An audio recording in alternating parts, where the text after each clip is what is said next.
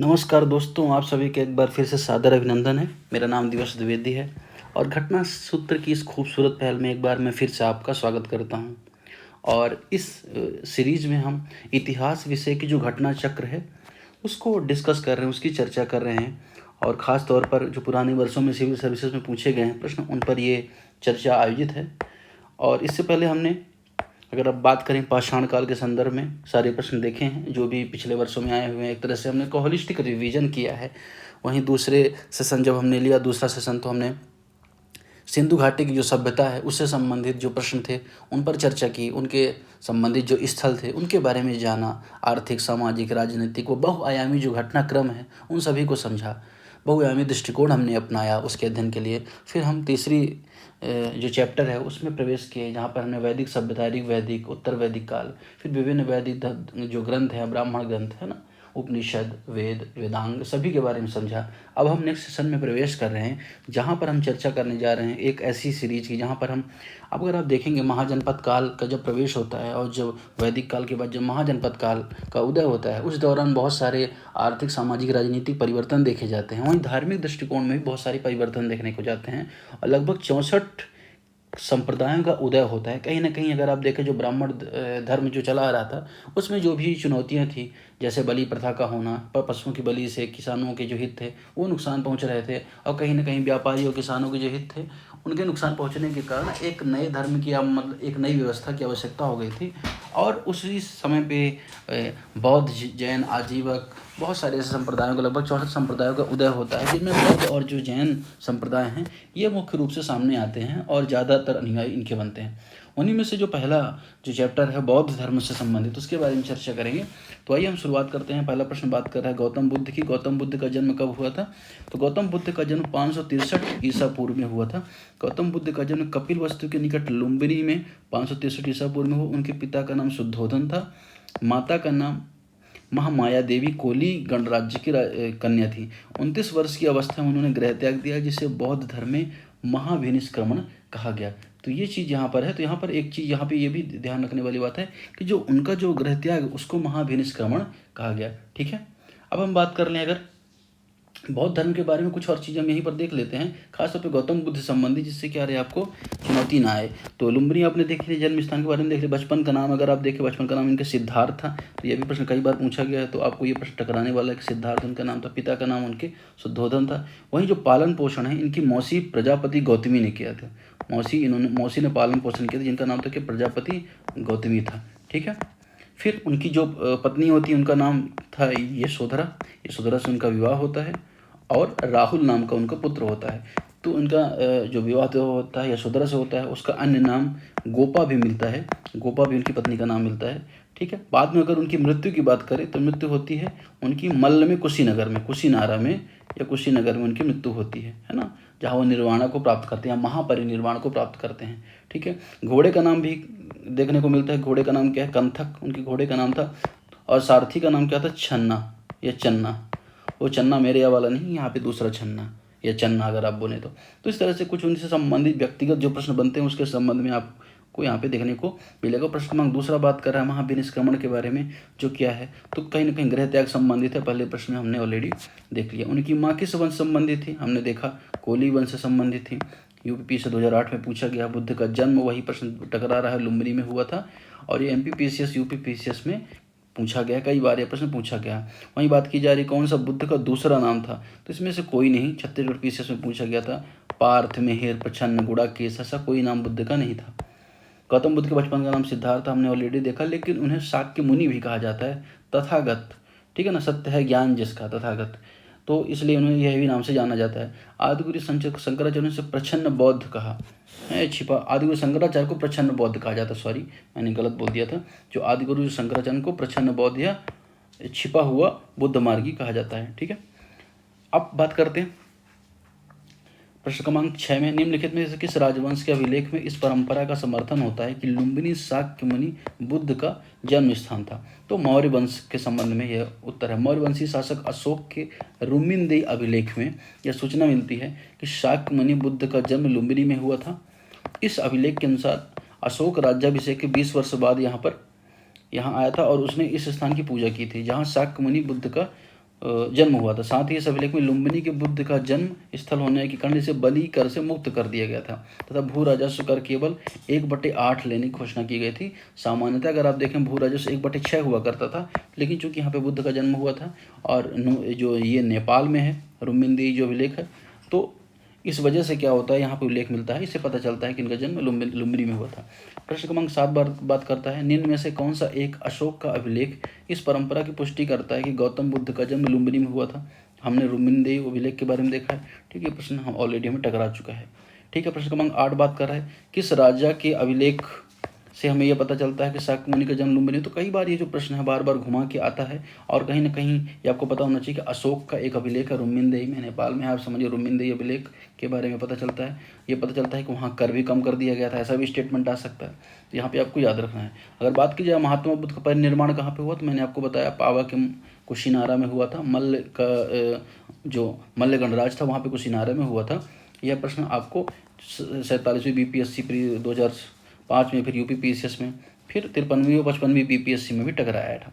फिर आगे हम बात करते हैं किसकी, आगे हम बात करते हैं, अब थोड़ा इसी पे चर्चा कर ली जाए तो अगर आप देखें कि मल्लों की राजधानी पावा पहुंचे थे, है ना। पावा में चुंद नामक लुहार की आम्र वाटिका में ठहरे थे और सुअर का मांस परोसने की वजह से उनका जो रक्त अतिसार हो गया, पेचिस हो गई, उनको पेट खराब हो गया और बाद में उनको भयानक पीड़ा हुई, जिससे उनको महापरिनिर्वाण की प्राप्ति हुई और 80 वर्ष की अवस्था में उन्हें महापरिनिर्वाण की प्राप्ति हुई। तो मल्ल गणराज था, यह भी आपको पता होना चाहिए। और कुशीनारा या कुशीनगर वो जगह का नाम था।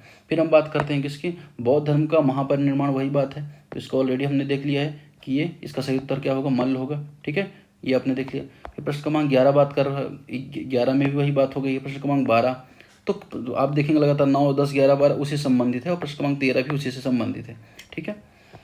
प्रश्न क्रमांक 14 की बात करते हैं, किस निम्नलिखित में से राज्यों में से किसका संबंध बुद्ध के जीवन से था। तो इन राज्यों में किसका संबंध बुद्ध के जीवन से था, तो आप देखेंगे इसमें कौशल, है ना, और मगध, इनका संबंध क्या बुद्ध के जीवन से था।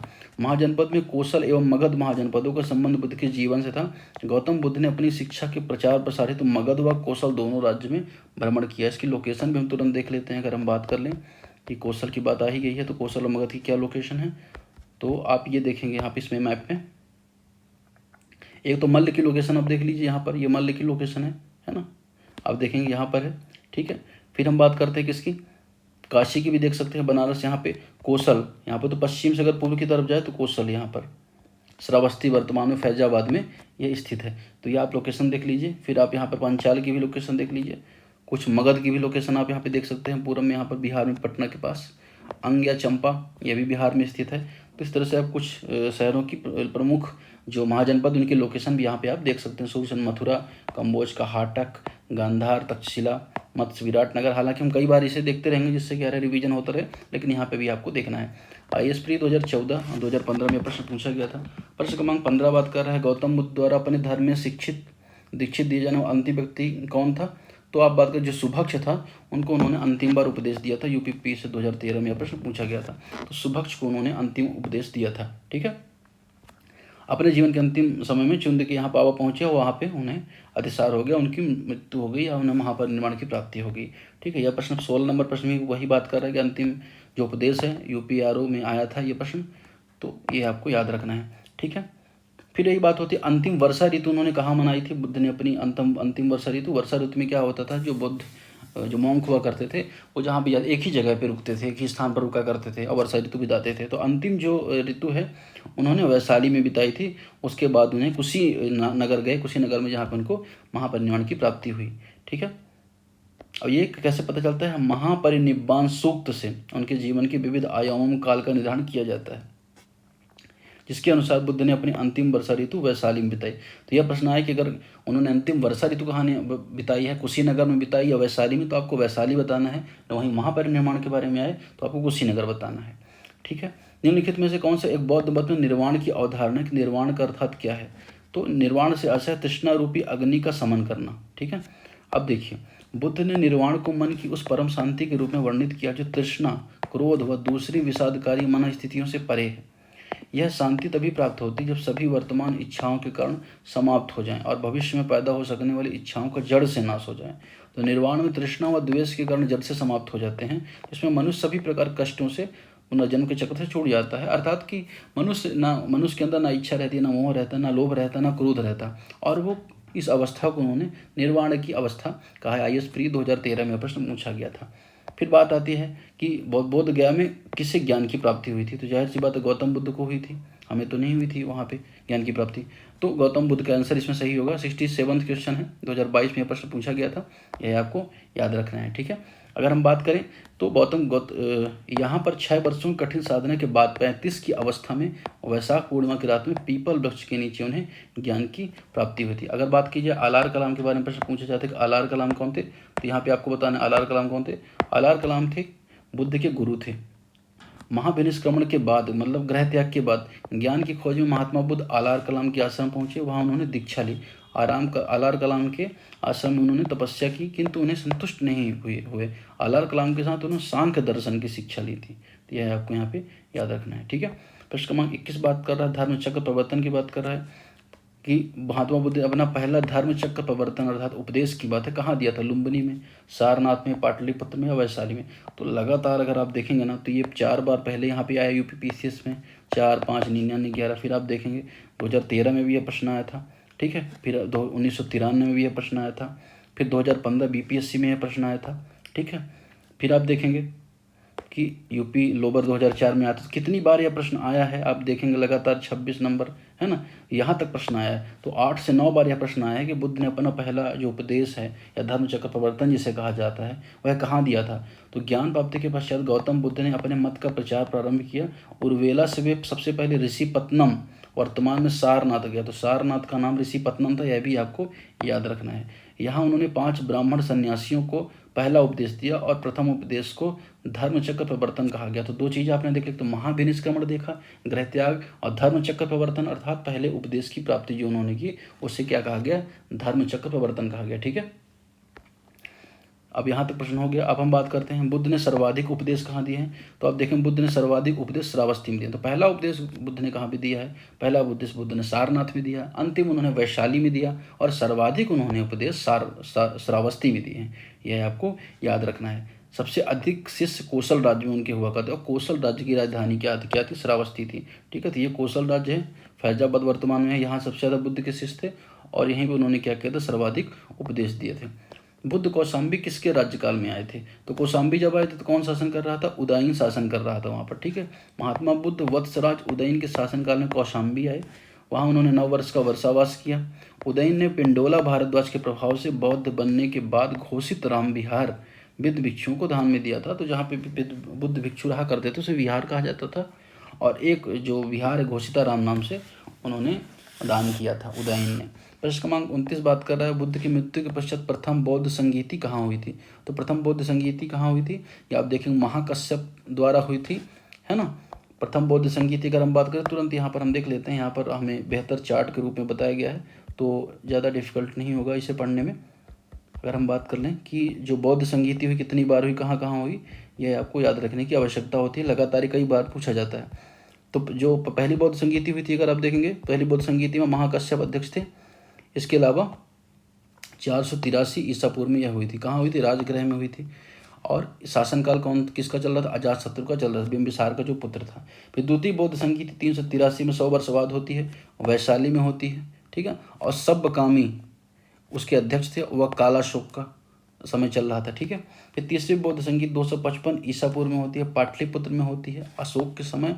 उस समय कौन थे अध्यक्ष? मोगलीपुत्र तिस्य थे। चतुर्थ बौद्ध संगीति प्रथम शताब्दी में होती है, कुंडलवन में कश्मीर के, और कनिष्क के समय में होती है, ठीक है। तो ये चारों बौद्ध संगीति बहुत इंपॉर्टेंट है, आप स्क्रीनशॉट ले लीजिए और इसको आप याद रखते हैं। चतुर्थ बौद्ध संगीति के बाद बौद्ध धर्म हीनयान व महायान में बट गया। तो ये चीज़ आपको याद रखनी है। तो यहाँ पर वही बात आपको बताई गई है जो प्रथम बौद्ध संगीति हुई थी बुद्ध की मृत्यु के तत्काल बाद राजगृह में हुई थी, सप्तफर्णी गुफा में हुई थी। यह भी कभी कभी पूछा जाता है कौन सी गुफा में हुई थी। इस समय मगध का शासक अजातशत्रु था। संगीत की अध्यक्षता महाकश्यप ने की थी, और इनका जो प्रमुख शिष्य आनंद व उपाली भी इसमें उपस्थित थे। इसमें बुद्ध भिक्षुओं की शिक्षाओं का संकलन हुआ। उन्हें सुत्त व विनय नामक 2 पिटक में विभाजित किए गए। तो 3 पिटक है, अगर आप बात करें त्रिपिटक है, त्रिपिटक के बारे में आप सुना, विनय पिटक, अभिधम पिटक, सुत्त पिटक। तो 3 प्रकार के पिटक के बारे में भी आपको पता होगा। तो यहाँ पर जो विनय पिटक है, सुत्त पिटक के बारे में अगर देखें तो सुत्त पिटक का जो संबंध है वो है बुद्ध के उपदेश से। बुद्ध के अगर उपदेश की बात करें तो वह किस में है, सुत्त पिटक में है। वहीं अगर आप बात करें विनय पिटक में क्या है, तो विनय पिटक में आपको क्या मिलेगा, संघ संबंधी नियम मिलेंगे। संघ के जो संबंधी है, बुद्ध संघ के संबंधी नियम मिलेंगे। और बात करें अभिधम्म पिटक की, और वह भी आगे आपको मिलेगा। तो अभिधम्म पिटक में दार्शनिक सिद्धांत है, बौद्ध धर्म के दार्शनिक पहलू हैं, ठीक है। और अगर बात की जाए कि इनकी भाषा क्या है त्रिपिटक की, तो इनकी जो भाषा है त्रिपिटक की वह पाली है। तो पाली भाषा में 3 पिटक है, बुद्ध सुत्त पिटक, विनय पिटक, अभिधम्म पिटक। संघ संबंधी जो नियम है वो विनय पिटक में है। सुत्त में अगर आप देखें बुद्ध के उपदेश हैं, सुत्त है, और अभिधम्म में दार्शनिक पहलू हैं। तो ये चीज़ आपको यहाँ पे याद रखनी है। अध्यक्ष के बारे में हमने ऑलरेडी देख लिया है कि महाकश्यप अध्यक्ष थे। प्रश्न क्रमांक 31 अगर देखें कि वही है, महाकश्यप से संबंधित है, पहले की अध्यक्षता कहाँ हुई थी। फिर यही प्रश्न है कि कहाँ हुई थी, तो यह भी लगातार प्रश्न आएगा। सप्तपर्णी गुफा के बारे में पूछा जाएगा, यह भी राजगृह में है क्योंकि वहीं हुई थी प्रथम बुद्ध संगीति। प्रश्न क्रमांक 34 भी इसी संबंध में पूछा गया है, ठीक है। तो लगातार आप देखेंगे यूपीपीसीएस, यूपीएससी, बीपीएससी में वही प्रश्न घुमा फिरा के बार बार पूछता है, इसलिए आपको यहाँ पे याद रखना जरूरी हो जाता है। प्रश्न क्रमांक 35 बात करता है कश्मीर में जब कनिष्क के शासनकाल में बौद्ध संगीति आयोजित हुई थी तो उसकी अध्यक्षता निम्न में से किसने की थी, तो वसुमित्र ने की थी। जब कश्मीर में कनिष्क के समय बौद्ध संगीति हुई थी। तो यह चीज़ आपको यहाँ पे याद रखना है, यह पूछा गया था, ये स्प्री 2001 में, ठीक है। फिर हम बात करते हैं बौद्ध धर्म की चतुर्थ संगीति कुषाण काल कनिष्क के राज्यकाल में कुंडलवन में हुई थी। इसकी अध्यक्षता वसुमित्र ने की। अश्वघोष इसके उपाध्यक्ष थे, ठीक है। इस संबंध में महासंधिकों का वर्चस्व था। यहाँ बौद्ध ग्रंथों के कठिन सम्यक विचार किया गया था तथा प्रत्येक पिटक पर भाष्य लिखकर उन्हें विभाषा शास्त्र नामक टीकाओं पर संकलित किया गया था। इसी समय बौद्ध धर्म हीनयान हुआ, महायान में बट गया था। तो आपको याद रखनी, चौथे बौद्ध जो समिट हुआ था इसमें विभाजन होता है, ठीक है ना, यह समिति हुई थी। प्रश्न क्रमांक 36 बात करता है कि जो बौद्ध धर्म की महायान शाखा औपचारिक रूप से किसके काल में प्रकट हुई, तो कनिष्क काल में हुई थी। आपको पता है कुंडलवन में जब आयोजित किया गया, और वो जो वसुमित्र थे ये इसके अध्यक्ष थे, ये आपको पता होना चाहिए, ठीक है। प्रश्न क्रमांक 37 अगर बात की जाए, वही प्रश्न बात कर रहा है कि जो कहाँ हुई थी, तो कश्मीर में हुई थी, ठीक है। प्रश्न क्रमांक 38 भी संबंध में बात कर रहा है, किसके समय में हुई थी, कनिष्क के समय में हुई थी। प्रश्न क्रमांक 39 भी संबंध में बात करता है। प्रश्न क्रमांक 40 भी संबंध में बात कर रहा है। तो आपको इसके सारे आंसर ऑलरेडी आपको पता है। प्रश्न क्रमांक 41 बात कर रहा है बुद्ध में देवत्वारोपण, बोधिसत्व के पथ पर चलना, मूर्ति उपासना संबंधी अनुष्ठान, ये इसकी विशेषताएं किससे संबंधित हैं, तो ये तीनों जो विशेषताएं हैं ये बौद्ध महायान से संबंधित हैं। और इनमें कौन कौन सही हैं, तो ये तीनों बात सही है। अगर हम यहीं पे अगर आप देखें, दोनों में अंतर यहीं पे स्पष्ट है। 1 सेकंड में हम लोग तुरंत देख लेते हैं। अगर हीनयान देखें, हीनयान निम्न मार्ग है, वहीं महायान उत्कृष्ट मार्ग है। उन्हें देवता माना गया महायान में, लेकिन इन्हें हीनयान में बुद्ध को महापुरुष माना गया है। महायान में परोपकार, पर सेवा पर बल दिया गया, समस्त मानव जाति की कल्याण की बात की है। और यहाँ पर जो हीनयान उसमें बात की जाएगी अपने प्रयत्नों से ही मोक्ष को प्राप्ति होगी, ठीक है। फिर मूर्ति पूजा में विश्वास करते हैं महायानी, और हीनयानी नहीं करते। वहीं सरल सिद्धांत सर्वसाधारण सुलभ है, भिक्षु के साथ साथ सामान्य उपासकों को महत्व दिया गया है। वहीं अगर आप देखें यहाँ पे रूढ़िवादी है हीनयानी, और कठोर है, भिक्षु जीवन का समर्थक करता है। इसका आदर्श बोधिसत्व है। बोधिसत्व की अवधारणा कहती है कि जरूरी नहीं कि अगर आपको निर्वाण प्राप्त करना है तो आप कोई जो आपसे संबंधित है, या तो अगर मान के लिए गुरु के माध्यम से भी आप प्राप्त कर सकते हैं, सीधी सी बात है, ठीक है। इसका आदर्श क्या है, अरहत है। अब इसके जो प्रमुख उप संप्रदाय हैं वैभाषिक है और सौतांत्रिक है हीनयान के। वहीं अगर आप देखेंगे जो महायान के संप्रदाय शून्यवाद है, माध्यमिक शून्यवाद, वो विज्ञानवाद है, योगाचार। तो यह आपको प्रश्न टकराएगा, इसलिए आपको यहाँ पे भी ये चीज़ याद रखनी है, ठीक है। प्रश्न क्रमांक हम बात करेंगे, वही चीज़ यहाँ पे बात की गई है कि महायान बुद्ध की लोकोत्तर सत्ता देवत्व पर विश्वास करते हैं। बोधिसत्व की बात करते हैं जो सभी मनुष्यों की सहायता के लिए है। बोधिसत्व के पथ पर चलना इस मत के अनुकरण नहीं कहा गया है। हिंदू धर्म के प्रभाव में बुद्ध में देवत्व के आरोपण के साथ अनुष्ठान में मूर्ति पूजा महायान की मुख्य पद्धति बन गई थी। प्रश्न क्रमांक 42 बात कर रहा है निम्नलिखित 4 स्थानों में हुई बौद्ध संगीति का सही कालानुक्रम बताना। तो पहला कहाँ पे हुई थी, आपको पता है राजगृह में हुई थी, ठीक है। दूसरी बौद्ध संगीति वैशाली में हुई थी। तीसरी बौद्ध संगीति की बात की जाए तो पाटलिपुत्र में हुई थी, और चौथी कश्मीर कुंडलवन में हुई थी। तो ये आपको क्रम लगाना है। ये देखिए कितनी बार लगातार प्रश्न आया है, तो इसलिए आपको याद रखना है कौन कौन अध्यक्ष थे, ये सब भी बातें आपको याद रखनी है, ठीक है। तो अब बात की जाए जो तीसरी बौद्ध संगीति हुई तो उसमें मोगलीपुत्र तिस्य थे। चौथी बौद्ध संगीति में वसुमित्र थे। पहली में आपको पता है कि शावक मीर थे, और दूसरी जो बौद्ध संगीति हुई थी उसमें कौन अध्यक्ष थे, बताइए आप। तो दूसरी जो बौद्ध संगीति हुई थी सभा कामी अध्यक्ष थे, ठीक है। ये चीज़ आपको यहाँ पे याद रखिए, एक बार और आप देख लीजिए, स्क्रीनशॉट लीजिए और याद रखिए इसको। प्रश्न क्रमांक 43 वही बात कर रहा है, दूसरी बौद्ध संगीति वैशाली में हुई थी। ठीक है, द्वितीय बौद्ध संगीति बारे में प्रश्न है, यह कहाँ हुई थी, पाटलिपुत्र में। प्रथम बौद्ध संगीति किसके समय में हुई थी, यह भी हमने ऑलरेडी देख लिया, अजातशत्रु के समय में। ठीक है, वही प्रश्न 46 में वही प्रश्न पूछा जाता है, कहाँ हुई थी। 47 में भी आप देखें लगातार वही प्रश्न UP PCS, MP PCS, RAS में लगातार पूछे गए हैं। फिर 48 क्वेश्चन में मिलान करने की बात कर रहा है, फिर से मिला लेते हैं, तुरंत याद हो जाएगा। प्रथम बौद्ध संगीति महाकश्यप, द्वितीय बौद्ध संगीति सर्वकामी के संबंध में, तृतीय बौद्ध संगीति मोगलीपुत्र अशोक के समय पे, चतुर्थ बौद्ध संगीति वसुमित्र। ठीक है, तो प्रथम बौद्ध संगीति राजगृह में अजातशत्रु के समय हुई थी, महाकश्यप अध्यक्ष थे। दूसरी कालाशोक के समय हुई थी, जहाँ पर सबकामी हुए थे। तीसरी बौद्ध संगीति अशोक के समय मोगलीपुत्र थे, और चौथी बौद्ध संगीति कनिष्क के समय जो वसुमित्र ने अध्यक्षता की थी। ठीक है, प्रश्न क्रमांक 49 बात कर रहा है, 2 स्तंभों में अंकित आपको सुमेलित करना है। जन्म कहाँ हुआ, बुद्ध के बारे में बात कर रहा है, तो इनका जन्म लुम्बिनी में हुआ था। ज्ञान प्राप्ति कहाँ हुई थी, तो आपको पता है ज्ञान प्राप्ति बोध गया में इनको ज्ञान का प्राप्ति हुई। प्रथम प्रवचन इन्होंने सारनाथ में दिया और निधन इनका कुशीनारा में हुआ। 41 बीपीएससी में पूछा गया था, अगर ये आपको याद रहता तो एक प्रश्न आपका पक्का हो जाता है। हर लगभग एग्जाम में एक प्रश्न बुद्ध धर्म से संबंधित होता है, यही परिणाम है कि इस चैप्टर में 110 से ज़्यादा प्रश्न हो जाते हैं। ठीक है, तो ये आपको याद रखना है। प्रश्न क्रमांक 50 बात कर रहा है कि जो भारतीय कला में बुद्ध के जीवन की इस घटना का चित्रण मृग सहित चक्र में हुआ है, वह क्या है। तो मृग सहित चक्र में जो हुआ है ना, उसका मतलब क्या, प्रथम उपदेश है। ठीक है, मृग सहित चक्र द्वारा हुआ। बुद्ध ने अपना प्रथम उपदेश सारनाथ के मृगदा और हिरण वन में दिया था। यूपीपीएससी मेंस 2002 में यह प्रश्न पूछा गया था। फिर हम बात करते हैं 51 में, वही 51 में आपको मिलान करना है कि अलग अलग जो चिन्ह है बुद्ध धर्म में, अलग अलग जो उनके कदम उठाए गए उससे संबंधित है। जैसे अगर आप बात करें, जन्म को कमल से मिलान किया जाता है, वहीं प्रथम जो प्रवचन है उसे धर्म चक्र प्रवर्तन माना जाता है। महाबोधि के संबंध में बोधि वृक्ष को देखा जाता है। ग्रह ताक को घोड़े से संबंधित किया जाता है। ठीक है, कंथक नाम का घोड़ा था और चन्ना जो उनका सारथी था। प्रश्न क्रमांक 52 बात कर रहा है, करमापा लामा तिब्बत के बुद्ध संप्रदाय किस वर्ग से संबंधित है, तो कंगयूपा से संबंधित है। यूपीपी से 2000 में यह प्रश्न पूछा गया था। ठीक है, फिर बात करता है प्रश्न क्रमांक 53, महात्मा बुद्ध के संबंध में निम्नलिखित कथनों पर कौन सा कथन सही है। बात कर रहा है उनका जन्म कपिल वस्तु में हुआ था, बोध गया से उन्हें ज्ञान प्राप्त हुआ था, उन्होंने वैदिक धर्म को अस्वीकार किया था, उन्होंने आर्य सत्य का प्रचार किया था। चारों स्टेटमेंट यहाँ पर सही हो जाता है, यूपीपी से जीआईएस एग्जाम में पूछा गया था। ठीक है, फिर बात करते हैं प्रश्न क्रमांक 54 की। प्रश्न क्रमांक 54 बात कर रहा है, बोध गया में महाबोधि मंदिर बनाया गया हुआ है, उससे संबंधित है। गौतम बुद्ध को ज्ञान प्राप्त हुआ था, तो बोध गया में आपको ज्ञान प्राप्त हुआ था गौतम बुद्ध को, यह आपको एकदम पता होना चाहिए। ठीक है, कई बार हमने इसकी चर्चा कर ली है। वैशाख पूर्णिमा के दिन रात को बोध वृक्ष के संबंध में पूछा, जब बोध वृक्ष अपनी वंश की कौन सी पीढ़ी है, तो मतलब ऐसा नहीं है कि वही बोध वृक्ष अभी है, उसके वंश की 5वीं पीढ़ी वर्तमान में है। ठीक है, 2008 में यह पूछा गया था प्रश्न। ठीक है, वेंशंग के अनुसार अगर देखें, उस मूल वृक्ष को 7वीं शताब्दी में सम्राट शशांक ने कटवा दिया था। वर्तमान वृक्ष जिसे हम देख रहे हैं वह 5वीं पीढ़ी का वृक्ष है, जिसे एलेक्जेंडर कनिंघम ने लगवाया था। यह वृक्ष पूरी तरह संरक्षित है, केवल इसकी गिरी हुई पत्तियों को ही छूने व उठाने का अधिकार है। प्रश्न क्रमांक 56 बात कर रहे हैं, कौन सा बौद्ध पवित्र स्थल निरंजना नदी के तट पर स्थित है, तो निरंजना नदी तट पर कौन सा स्थित है, बोध गया स्थित है, ये आपको पता होना चाहिए। ठीक है, बौद्ध गौतम बुद्ध को सर्वप्रथम ज्ञान प्राप्त हुआ था निरंजना नदी के तट पर। आधुनिक फाल्गु या फल्गु नदी को ही पूर्व में निरंजना नदी के नाम से जाना जाता था, जिसकी 2 छोटी धाराएं निरंजना व मोहना मिलने के बाद वह बनती है।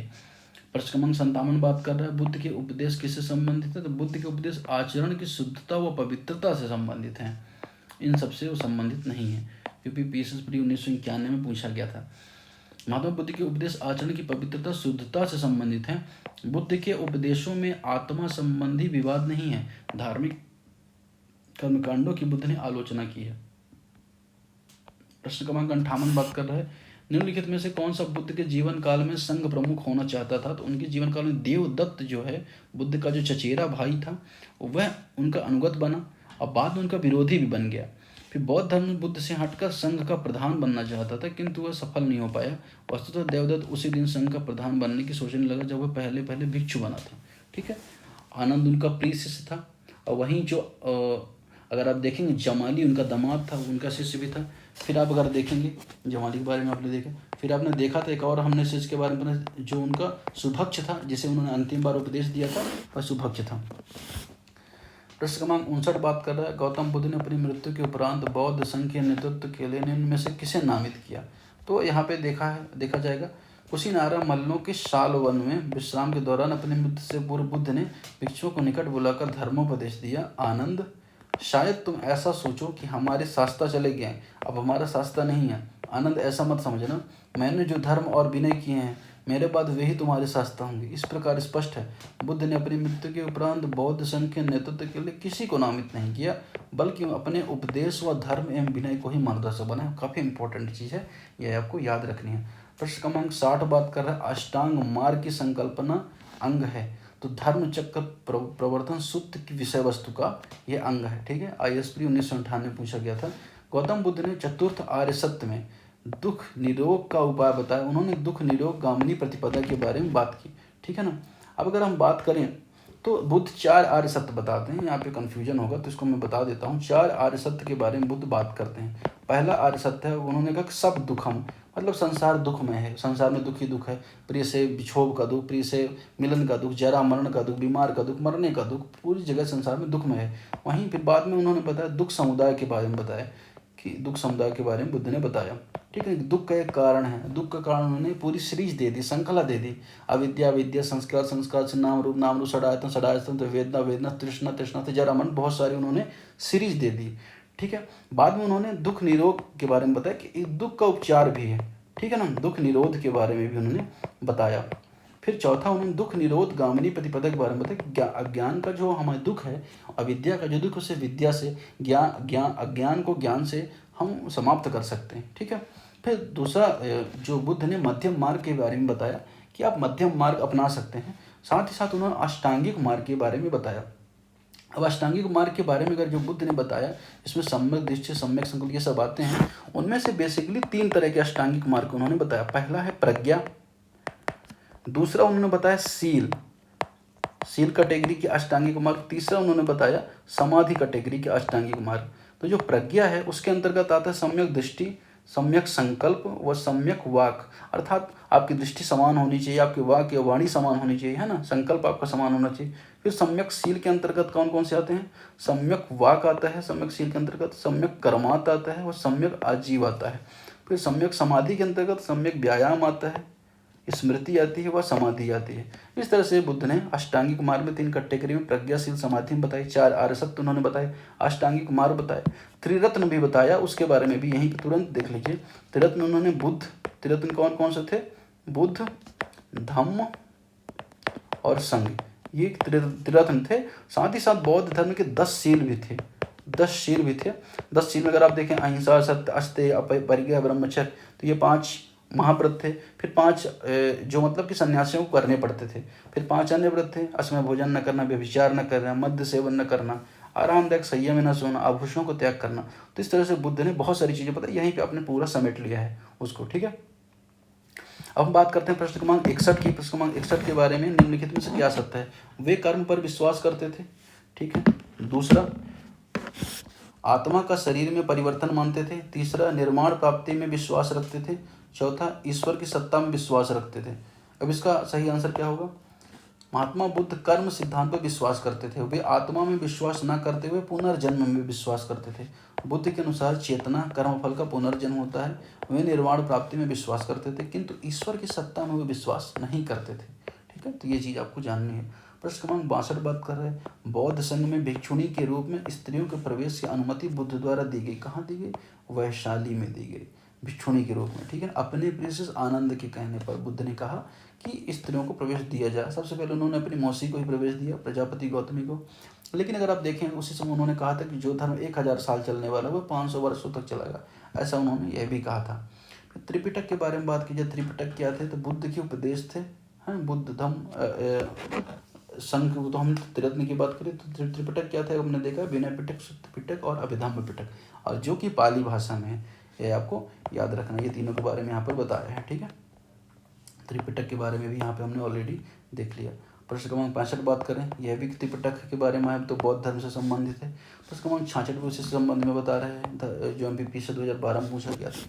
प्रश्न क्रमांक 67 भी अगर आप देखेंगे, निम्नलिखित किस बौद्ध ग्रंथ में संघ जीवन के नियम के बारे में?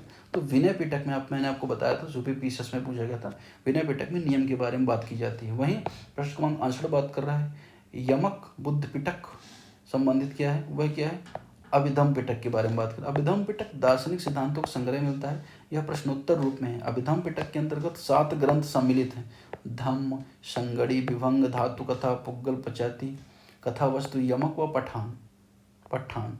प्रश्न क्रमांक 69 बात कर रहा है निम्न में से किस बौद्ध साहित्य में महात्मा बुद्ध के नैतिक सिद्धांत के बारे में मिलता है वर्णन। सुत्त पिटक में उनके नैतिक सिद्धांत का वर्णन मिलता है। विनय पिटक में नियम का, अभिधम पिटक में दार्शनिक पहलुओं का। तो ये आपको याद रखना है। सुत्त पिटक में महात्मा बुद्ध के नैतिक सिद्धांत के बारे में संकलन है। इस बौद्ध धर्म के सिद्धांत एवं उपदेश का संग्रह है। जबकि विनय पिटक में संघ संबंधी नियम, दैनिक जीवन संबंधी आचार विचार इत्यादि का संग्रह है। लास्ट प्रश्न आज बात कर रहा है त्रिरत्न कौन से हैं। बुद्ध, धम्म, संघ त्रिरत्न है। इसके साथ ही हमने यहाँ पर पहली सीरीज देख ली है और हम नेक्स्ट सेशन में मिलते हैं। तब तक के लिए धन्यवाद।